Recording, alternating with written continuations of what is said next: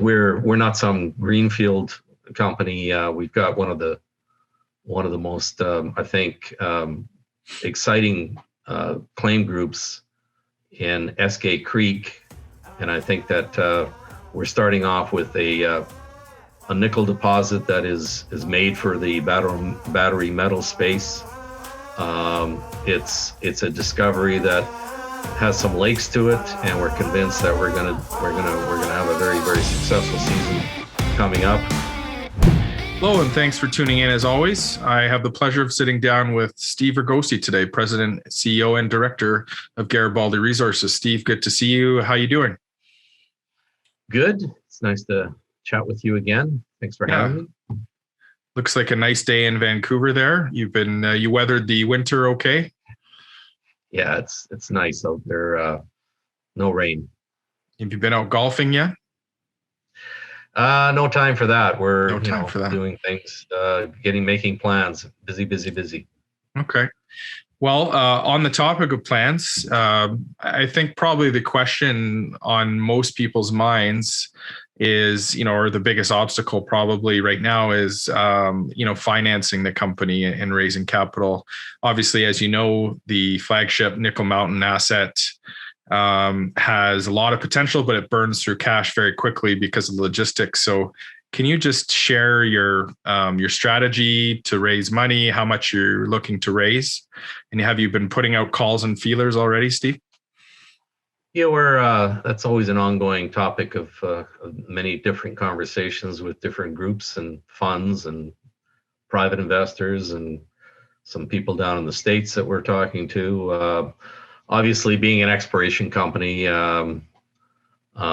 raising capital it's nothing that we're not used to, and it's what we do. Being an exploration company, a junior exploration company, you raise money, you put it into the ground, and then you have to go raise more. So, there's obviously we've got a few options in the position that we're in. I mean, we've certainly got some non-core assets that we could get creative with, and we've been having discussions on a number of different topics with a number of companies where the subject of financing has come in, and people are always interested in participating.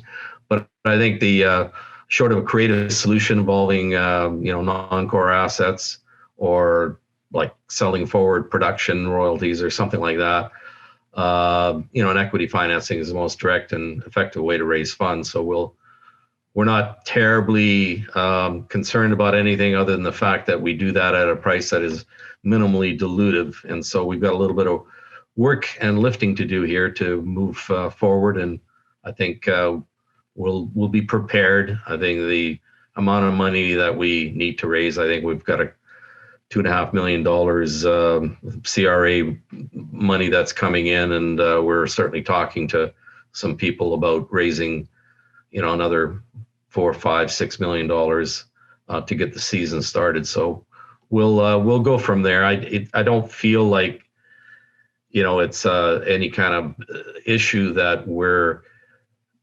we're panicked about. And what I mean by that is that everybody's asking me that, and they realize that we're not sitting here with $10 million.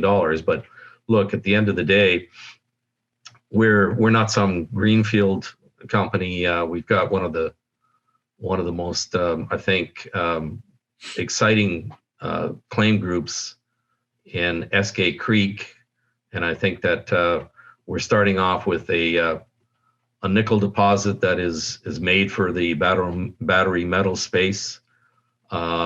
It's a discovery that has some lakes to it, and we're convinced that we're gonna have a very, very successful season coming up. And we've made a gold discovery at Casper that we're very excited about. So, with battery metals and gold, with the kind of inflationary scenarios we're seeing down the south, it's not like we don't feel we can raise as much money as required.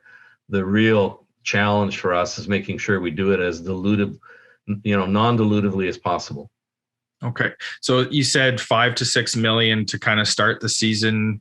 you would look to maybe do a staggered raise, like an initial 5 to 6 million, and do maybe another raise, say in late summer or the fall, based on results. Is that kind of the strategy? It depends on the price of the financing, and also results as we move forward. If it becomes a staggered situation like that, so Okay. I think we'll do what is. We're always focused on minimizing dilution. That's the thing that we're really always concerned about. And to that extent, if we could do something with a non-core asset for not for no shares, that would be even ideal. Okay. I mean, I know the only issue with the staggered raises, and it came up probably with you last year, and I know a number of other companies, was just because of those lab delays, right? You do a bunch of drilling and then you're waiting, like it seems like an insane amount of time before you get the data. And I think that throws a monkey wrench into people's plans. So are you concerned about that at all? Yeah, not terribly, because of the fact that the nature of the deposit being nickel, copper, cobalt, massive sulphides.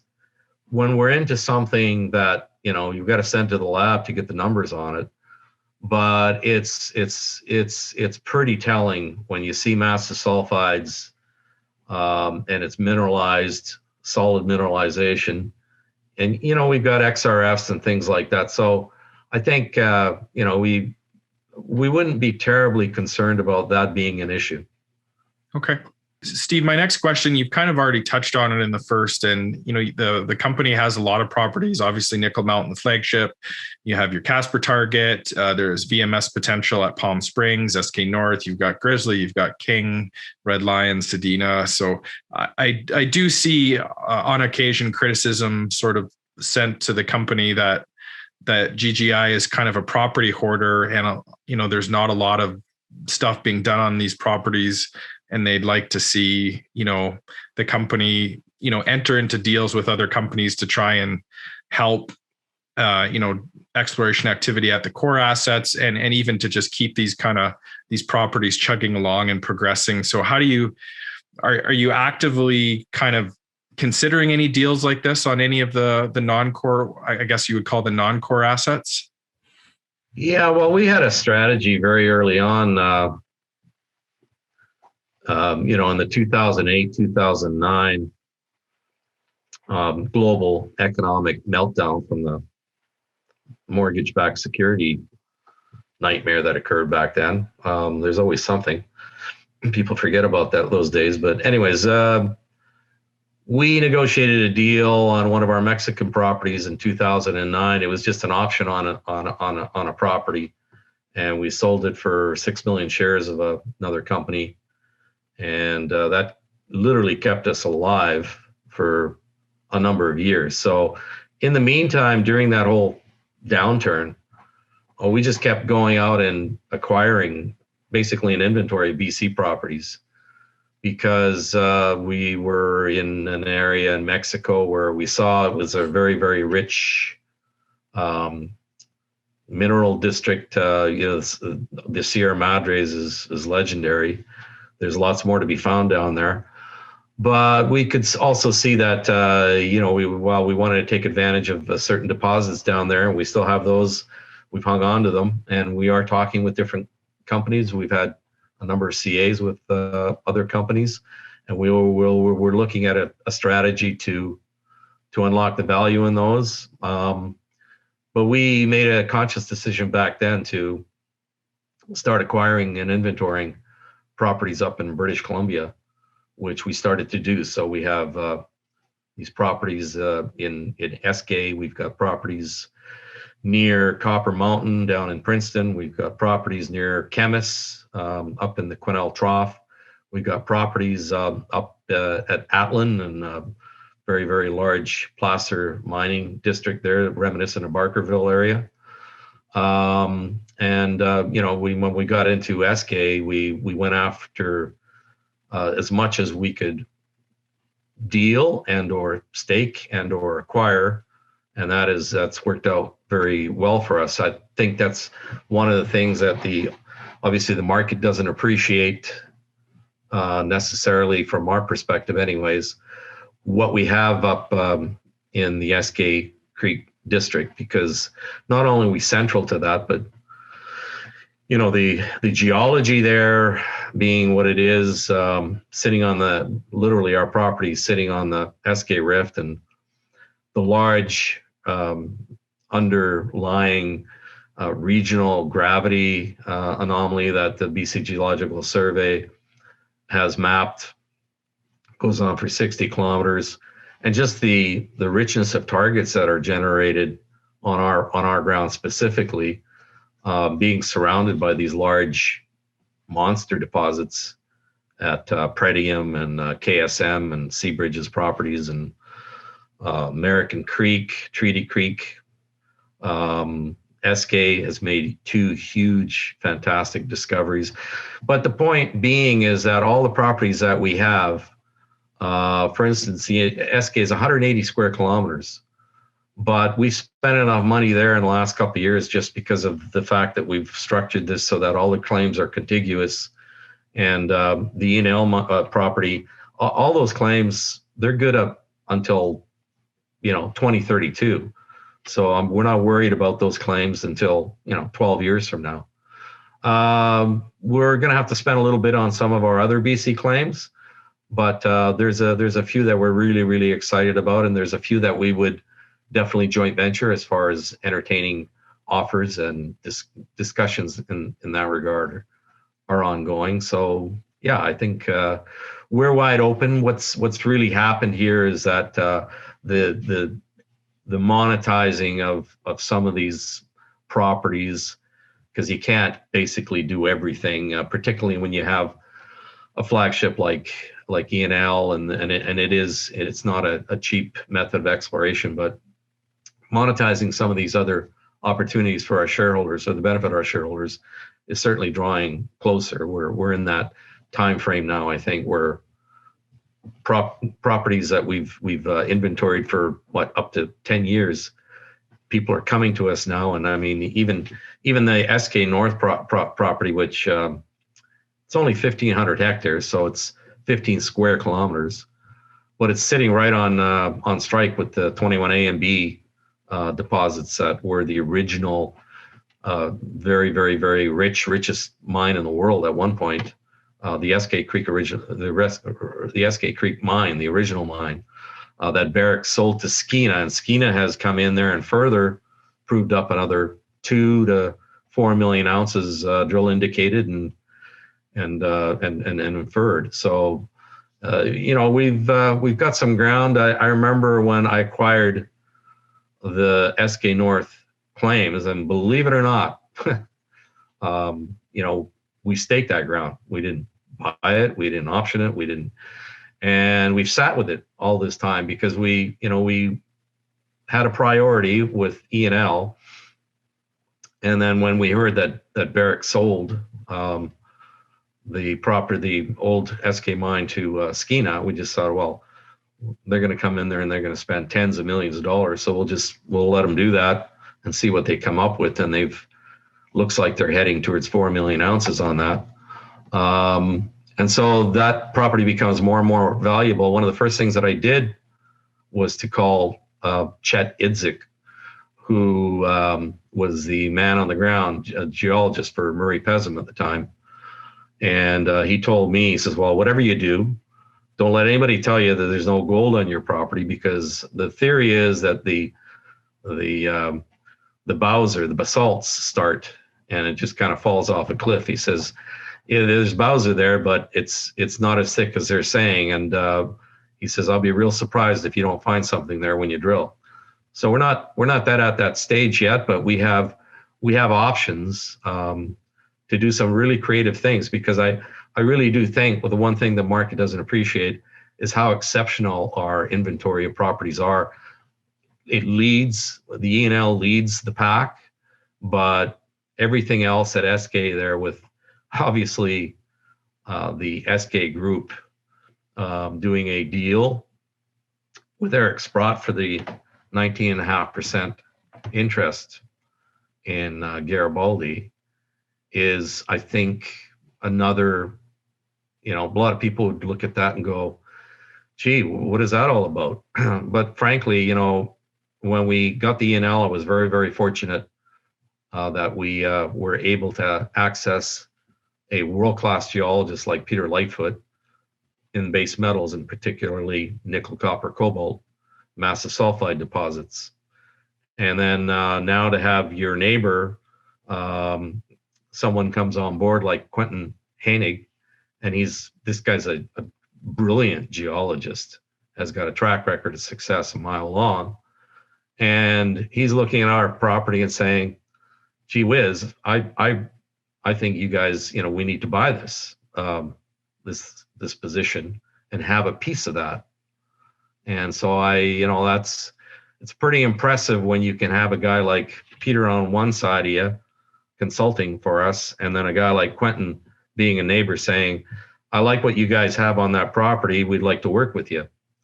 And we've been discussing numerous things, including the geophysical surveys that we'll be starting the year with, that we'll be sharing some costs and some maybe our camp, we'll see. But I think they're doing a SkyTem survey.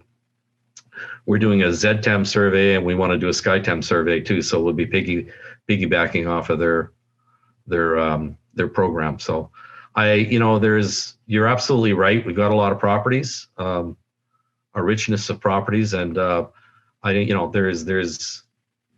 some really, really quality prospects on all of them. I mean, if you just look at we kind of lead with E&L all the time, but when you look at the VMS targets that they're coming up with on Eskay's property, and we look at some of these anticline and these regional structures and the Harrimal Fault, all these stuff running onto our ground, it's hard not to get excited about the large picture, because I think at the end of the day, there's going to be a mergers and acquisition kind of thing. Kirkland owns 20% of Eskay, and Eskay owns 19.5% of Garibaldi, and somebody else, some large company is probably going to come along and consolidate everything at some point.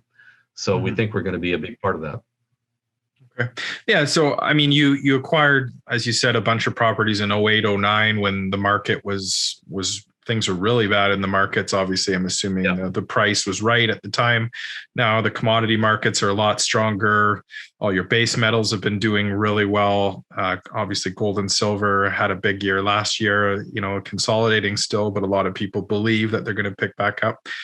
I guess, GGI is not alone in the sense that, a lot of companies you see with multiple assets, the market really only seems to give them credit for one, if they're lucky, two assets. And, it's not just GGI. I think that's just a general characteristic of the market. Yeah, I think everyone is just wondering, is the company kind of taking steps to monetize these other assets somehow? Because as you said, they are. A lot of people, I've heard this many times from people, GGI has a great portfolio of properties, all very exciting with some real potential. And I think people are just looking to see if, you have plans to kind of get those in the mix a little bit right now. Yeah, and we've got a long-term vision, and, if to the extent that we think that the more you can advance these things, the more value you get out of them. We've certainly, we've been very, very patient. Again, it's been cost effective for us, the way we've handled all this.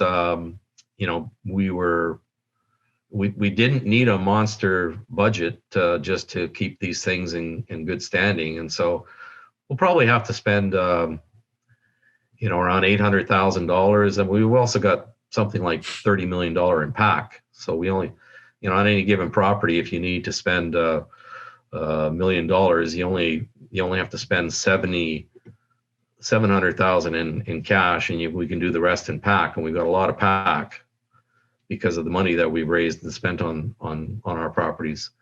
So we're comfortable with, but having said that, we certainly want to advance these things, and you can only do so many things at once, and to do it cost effectively. So we are definitely looking at working with partners on different aspects of this. Joint ventures, obviously, we've been having a number of discussions on a couple of these projects, but we'll leave it at that for now. Okay. So things are in the works at least. Absolutely. Yeah. Okay. So, you've covered it already a little bit, Steve. One of my next questions was going to be, how much do you have to spend on sort of the non-core portfolio assets? And I believe you said about 800,000 for 2021. Obviously, again, as a junior, capital is always tight. You're always at the whim of your next financing.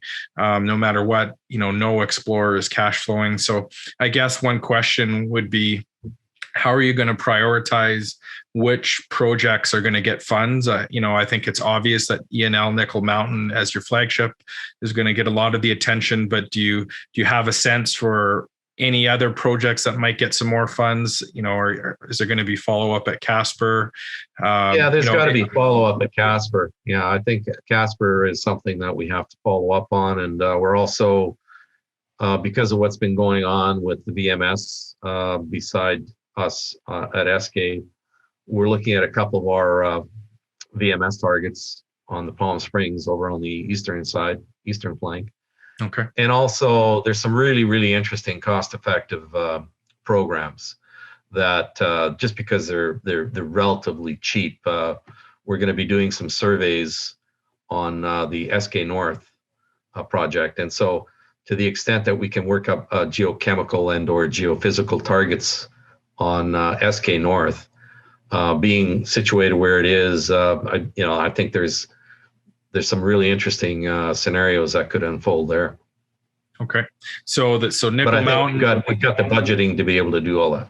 Okay, so Nickel Mountain ENL would be one, Casper number two, and then like Eastern Palm Springs or Eskay North would kind of be what you feel like as your three priorities. Say top three. Okay. Yeah, outside of Eskay, we'll do a little bit of work up at Atlan this year.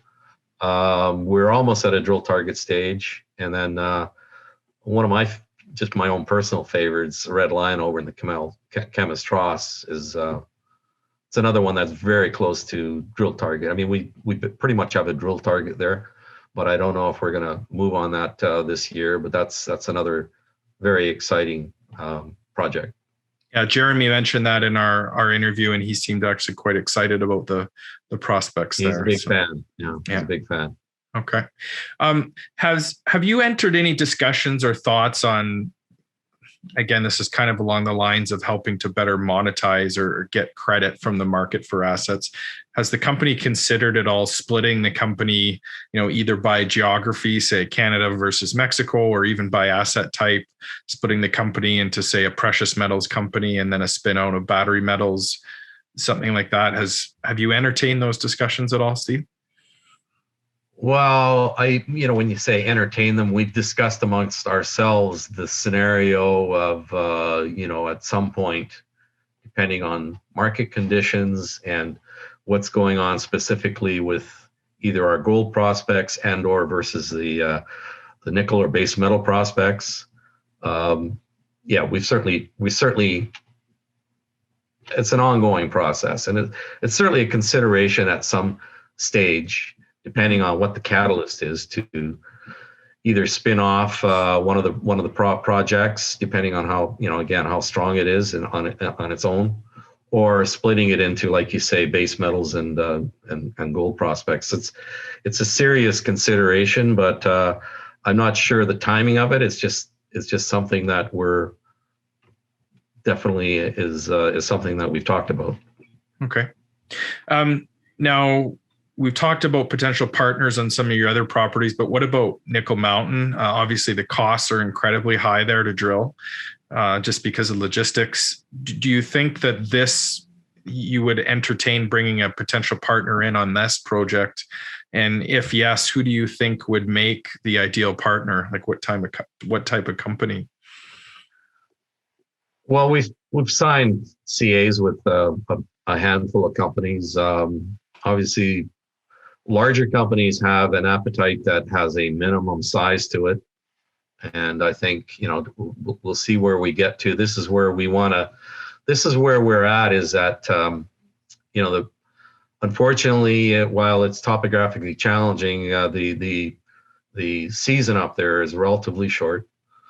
So you get 4 months plus, and we've been at it for 4 years, 4 seasons. First year we were on fumes, but so it wasn't even 4 months, I don't think. But we were lucky enough to hit on that whole 14. And if you add up, the entire time we've been up there for the 4 years, it's probably not much more than a year and a few months. If we were on flat ground in Manitoba, even in 40 below weather, we'd probably be farther ahead, because it's just right. The challenge up there. I mean, even like last year was the worst season we had weather-wise. But having said that, even there, we drilled only 12 holes, but we managed to triple the size of the footprint of the NL from 200 meters out to 650 meters, and to validate the projection that Peter and the geologists were saying, that this thing is dipping steeply to the southeast, and it continues east, and it continues deeper, and they were able to prove that up. So yeah. We're into a new chamber, and we're heading in a certain direction, and we're going to go deeper. So one of the challenges there would be to try to get farther down slope, so we don't have to drill from the top of the mountain. And that's the kind of thing that would lower the meters, the cost per meters, the per foot. And so it's just something that we're looking at different ways. Like, we're talking about re-entering a couple of the longer holes that we've already drilled, and drilling past them, and with a smaller and going NQ to from HQ to NQ, and then going past them for another 300 or 400 meters, and then doing BHAM. We're looking at creative ideas like that to figure out a way to get farther down the mountain. And if we could build platforms below the adit up there, that again would save us about 500 meters. If we could build off of those cap trails that were built in 1970 by the Sumitomo, by the Japanese, they're still there. They're still usable even after all these years. So those are the kind of things we want to try to get down, and basically get our meterage to that. We don't have to drill 1,500 meter or 2 kilometer. At some point, if we hit something down there, then we'd be able. Obviously, we're not that far off from when you consider where we're at. If all of a sudden a step out 1,000 meters, a kilometer away from the 200 meter footprint, if all of a sudden you hit massive sulphides, the whole world changes here, because everybody's been complaining about how the footprint's too small. But even when we had the worst winter or season, this last winter, it seemed like winter the whole year. We drilled 12 holes, very, very limited, but we actually did some. We really advanced this thing quite considerably. It really just opened up the scale of this thing, of how much room there is, not only east, west, north, south, but at depth. And so hitting mineralization at 645 meters was something that we were excited to see. And there's a lot of things that we were talking about here, getting creative to move down the mountain and be able to advance this thing. And the next drill hole could change everything for us. So we're very excited and looking forward to the next season here. Okay. So from a partnership standpoint, do you think it's still maybe too early to bring someone in, or that maybe changed? I don't think it's necessarily a question of just too early. It's just, you don't want to give these things away cheap.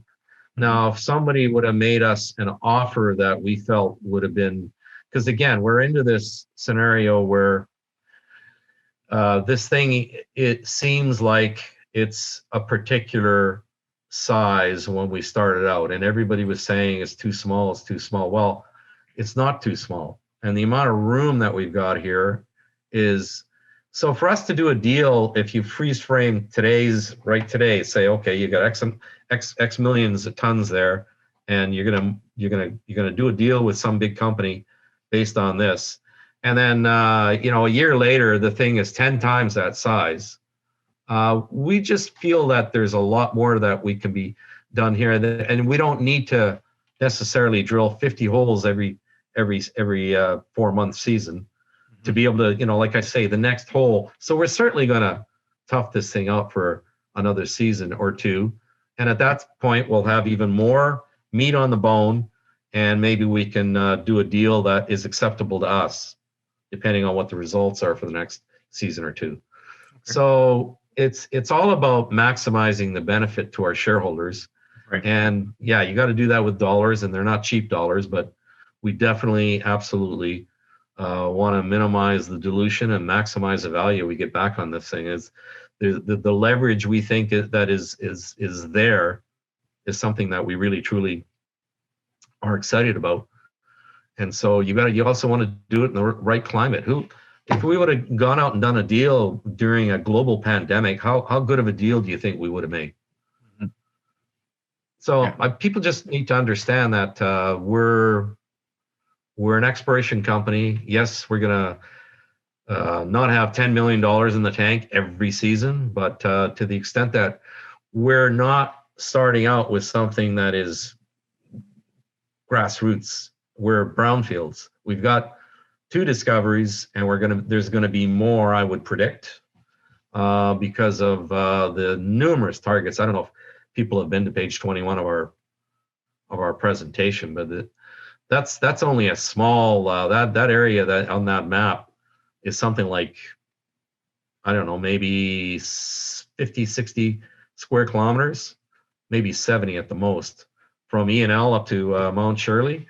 And the amount of showings, in situ samples that are running, crazy high copper and gold and nickel and zinc, and it's just the amount of showings there is just, like I say, we've got a habit of saying this in our news release, that we're rich in targets. Well, mm-hmm. We're definitely rich in targets. Mm-hmm. So we're in good shape at E&L and Nickel Mountain, and our Eskay claims in particular. They're not going anywhere. So we just want to make sure that when we do a deal, it's not giving the thing away cheap. Okay. You mentioned earlier that you had signed some CAs with companies. Were any of the companies that you had signed a CA with a major mining company? Like, have they been kind of part of that? A couple were major, but most of them have been medium-sized companies. Okay. A couple of companies out of Australia. What's the feedback? Ongoing. What's the feedback what kind of feedback have you received from, if you can share it, Steve? Well, I think they were all excited by the data that we showed them. I think, again, they might be constrained by their own situation, again, because we're not even out of this yet, but this whole COVID thing kicked the hell out of of the markets and the certainty in where we're going to be in the commodity complex. But certainly I believe, when you look at the political situation and the kind of money's being thrown around with these $1 trillion giveaways stateside, that we're getting closer and closer, if we're not already there, to at least if not an inflationary. I'm not suggesting that we're going to have crazy inflation or anything, but for the first time in a decade or two, they're actually using that word now, and you're starting to see it. Mm-hmm. And when they shut down pipelines, and all of a sudden the gas goes up to, it's just chain reaction. So I do think that that the commodity complex is an upward trend. You used to have spikes in things like rhodium, and it usually hit $10,000 an ounce, and then it would back off for a few years. 10,000, it'd spike every now and. Now this thing's up to like $28,000 an ounce, and thank God we've got some rhodium at Nickel mm-hmm. Mountain. So mm-hmm. that'd be a nice thing to maybe do a deal and sell forward. Okay. 2020, obviously a challenging year for many people and many companies. Garibaldi was no exception. So despite the challenges, as we've kind of talked about already, you did have some progress and understanding Nickel Mountain, especially you've been able to delineate a little better the Eastern Extensional Zone. Casper seems interesting. So I guess my question: what do you feel is the overall team's level of excitement about 2021, and what do you think your main 2021 goals would be? Well, I think there's certainly the excitement level has not diminished. I mean, it's it's hard not to when your geological team says, "Well, we think this, we think you're going to hit mineralization down at 600 and plus meters," and sure enough, you hit it, and the chamber expands, and all of a sudden you've tripled it, the size of the footprint of the deposit more than 3 times. That's pretty impressive. They impressed me. And so I know that they're excited to get back at it for sure. And there's no doubt that it should be a better season for us, because I pray that we're not going to have a season like last year as far as the weather is concerned. For 3 years we had narrow window but decent weather, and last year I'm hoping was an anomaly. Right. And that being the case, we're looking forward to an exciting year. That's for sure. Okay. Would you look to put out a maiden resource estimate maybe after the end of this year at Nickel Mountain, and what do you feel like? What criteria do you think you would need to meet in order for that to happen? I think we'll probably at a certain stage here, when we're convinced that the scale justifies, like, okay, we're going to be able to put an absolute minimum of X on this. And there's that balance between the disseminated and the massive sulphides. My feeling is I've always pushed for, we want an absolute minimum. That minimum number, I want that to describe the massive sulphides, because I don't know if anybody's done the math on it, but these things are super valuable. And I'd like to get as much tonnage of that as possible. The other thing about, again, throwing those numbers out there prematurely, and I've seen so many companies make that mistake.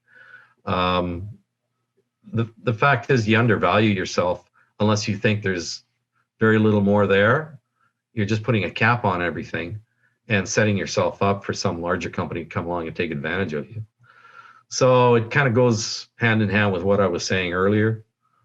But I think we're definitely going to get there, and it may be not this year, because you need pretty much 2 seasons just to get 8 months out of a year working up there.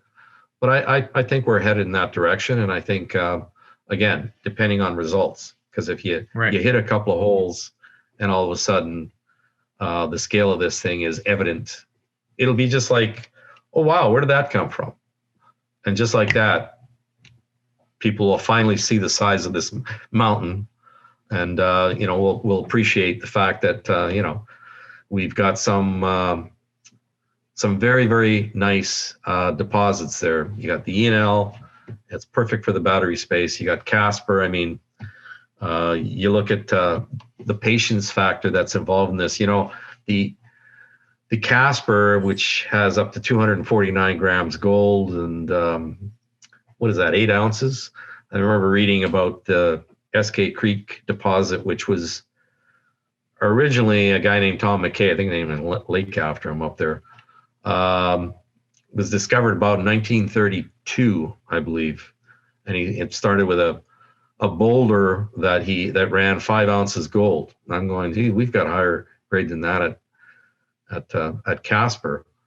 And just the fact that that deposit itself, when they finally got up there, and they were very well financed, because you had two companies in Snip and Calpine, and Murray Pezim, a legendary financier, raised money, and they went so far as to when they got a sniff up there in 1989, and they decided to drill through 1990 through the winter, and because that's up at elevation too, very challenging.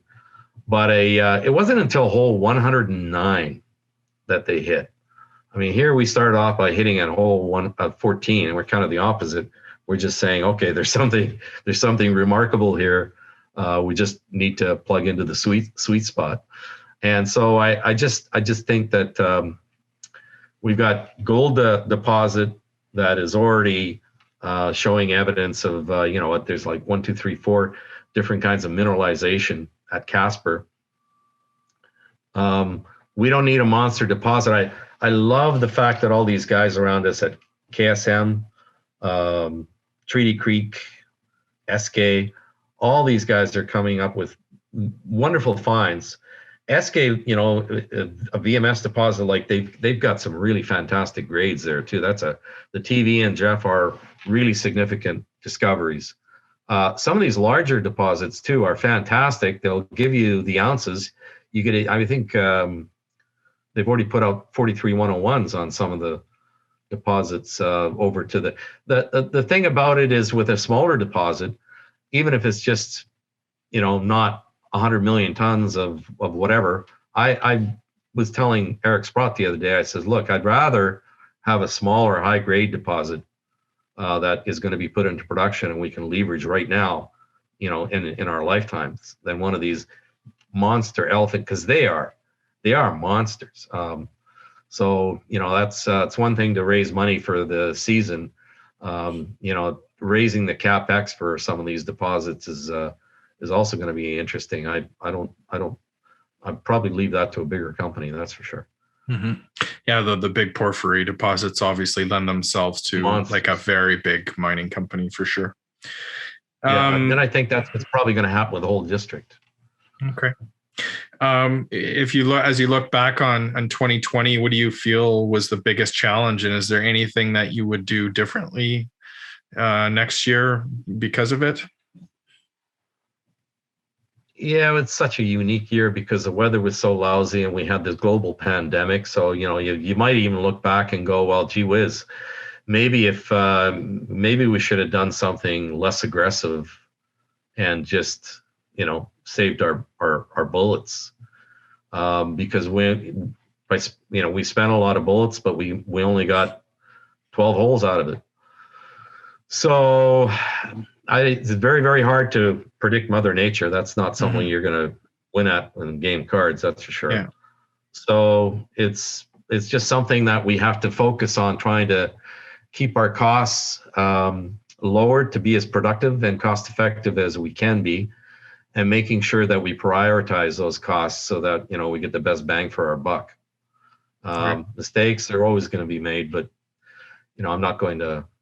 Our geological team is as good as any out there, so I'm happy with them, and we'll just keep doing what we're doing.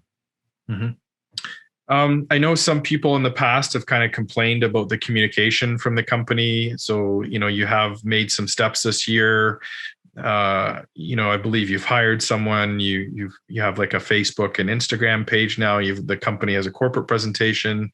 As of just recently, you now have a 3D model. So obviously you are putting out more information. But I believe some of the complaints were with respect to somebody reaches out to the company, they don't always get a response back. Can you kind of talk a little bit on what you're doing to maybe improve the communication, things on the communication front? Well, there's never a time where, I don't care if you're a small exploration company or a huge, there's always room for improvement. And again, regardless of the reason, it doesn't matter about excuses. You have to take responsibility. The buck stops somewhere, and it's if I look at my emails, it stops with me. But we're going to be reaching out. We've done some initiatives like you mentioned, and we're going to be reaching out to larger analysis stateside, larger presence stateside. And you'll hear more about that in the next little while, and maybe even over into Europe and Asia as far as some contacts to basically expand the awareness of the company and its projects.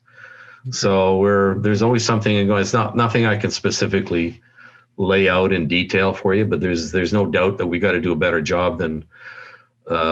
I just have to look at our share price every day and be reminded from the shareholders where we're at. I mean, I would hazard I'll be bold enough to say we're if we're not oversold, is the word means nothing. But having said that, we've got to do more to provide the catalyst for all of a sudden people to wake up and go, wow, this is an entry point. So that's a job, and there's no one single answer, but better communication is certainly a big, important part of it. That's for sure. Yeah, I mean, obviously the battery metal space is hot. I see a lot of new battery metals companies kind of popping up. There's lots of attention on the space, so it sounds like you're going to be, investing some time, energy, and capital probably to improving, maybe reaching a bigger audience in the US and Europe. Any plans to upgrade to the OTCQB in the States, for example? And, are you targeting kind of like a retail audience, an institutional audience, or a bit of both? What do you feel, Steve? Well, we're probably a bit of both, because we're, like you say, we're starting an initiative with a company where we're going to work with stateside. That is, going to bring, first analysts some analysis into what the companies and provide direction for us to how to improve us on all these fronts. So they're big in the States, and they have some reach over in other parts of the world too. But I think, whether it's going to be good to work with a professional group like that. They've been around for 30 years, and we're happy that they're willing to represent us, and we're looking forward to the relationship and moving forward with it. Okay. You've already mentioned it a bit, and obviously I wanted to get your take on it. There was obviously the deal. I can't remember how long it is ago now. It seems not too long ago, but it's probably been over a month. The deal with Eric Sprott and Eskay Mining. Obviously, Eric Sprott's sold them his stake, as you mentioned earlier. So I just wanted your take on how the relationship has been so far between yourself and the team at Eskay Mining. Have they asked for a board seat? And can you maybe elaborate on any joint initiatives that you have planned together for 2021? We haven't talked about anything technical. Talking to Eric, it's they obviously are. I mean, Quentin's pretty brilliant geologist, and they obviously see something in their neighbor, us, that intrigues them, and thinks that we've had a number of Zooms with them and some discussions with them. We're making plans already on some surveys, and I'm sure there'll be, from A to Z, lots of cooperation, and sharing data on certain things too. That I think is something that from a cooperative perspective, it's just a big bonus for everybody. Yeah. It was unsolicited on our behalf, but I understand. Eric's a brilliant guy, and he's looking at it and going, well, these guys have a major discovery with the TV and Jeff VMS drill success, and through Eskay, they still control 19.5% of Garibaldi. And from my perspective, I feel very comfortable in the sense that I think, at least Eric is free to buy some more shares of Garibaldi. Yeah. Well, I mean, so a natural question follow-up to that would be, and I know you don't want to speak for Eric Sprott, but how would you characterize your relationship with Eric? Do you think that he would return as a shareholder to Garibaldi if you had, say, exciting results from, Nickel Mountain or some of the gold projects?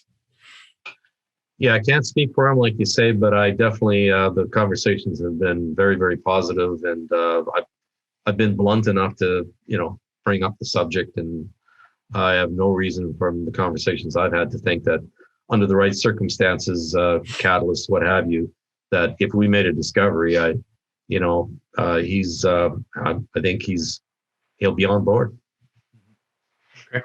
And obviously now with Eskay, very well invested in the company, almost a 20% holder, as you potentially have access to Quentin now, right, to help you out on some of the gold stuff from maybe a consulting that's standpoint. The thing I think I mentioned early on. Yeah. That, I got Peter with the base metals, and I've got access to someone like Quentin because of the situation. Mm-hmm. And I'm thinking, wow, I mean, how much better does it get? I mean, than having those two guys to be able to, touch base with and discuss something that is, calm. And obviously I'm not going to be talking to Quentin about Eskay specifically, but since they have an interest in Garibaldi, I can talk to them about and get some advice about certain aspects. And I think it's all going to lead to different. I mean, it's so far it's been very, very. We've always had a positive relationship with all our neighbors. Yeah, but this is a great, I think, synergy, and we've got one of the most renowned nickel copper sulphide experts, and now one of the biggest gold guys on the planet, in Quentin. And I think this is all is a prelude to more M&A down the road. And right. I'll let the market decide on market value, but I think we're going to see people are going to start to appreciate not only what we already have, because I think that's being underappreciated, but where we're headed and how rich this area is, Eskay Creek in the district, and how what we have right in the heart of this thing, underlying the Eskay Rift. And there's a reason why we're seeing these crazy sulphide mineralization numbers from E&L, which is higher grade than, well, we don't even want to mention it back east. The fact that we've got numbers at Casper that are higher than numbers that they saw in gold, the discovery of Eskay Creek itself, and then even where our guys first went up there and to get off the helicopter, and all you can smell is sulfur in the air. And Jeremy goes down and tracks down 2-3 kilometers, spends the day down there, comes back with some samples of copper and zinc. And I mean, the zincs are running 54%. Well, where do you get numbers like that? It's just crazy. Mm-hmm. There's something going on in that whole area on our claim group that is just, I don't know how you describe it, but something unique has happened there. I mean, even the E&L mineralization, you're talking about 11 separate metals. I mean, you don't find that at Voisey Bay. You don't find that at Sudbury. You don't find that at Norilsk. I mean, 11 metals. Who ordered that? I mean, this is stuff that's magmatic, according to Peter, comes from the mantle. And I don't think, that we've even scratched the surface of this yet. So hopefully we're going to have a better weather season this year, and we're going to have some exciting news for the market. Yeah, fingers crossed on the weather. I mean, I guess it would be hard to be worse than last year, right? So if you would think you can only go up from here in that respect. So yeah. Steve, it's been a good discussion. I think we've been going for about an hour. Maybe we can wrap it up with just, sure. if you could summarize things and tell somebody that's maybe thinking about, taking a position in the stock. Why do you think they should invest at Garibaldi today? Well, I just think that you see these kind of discoveries when it comes to D&L once every 25 years.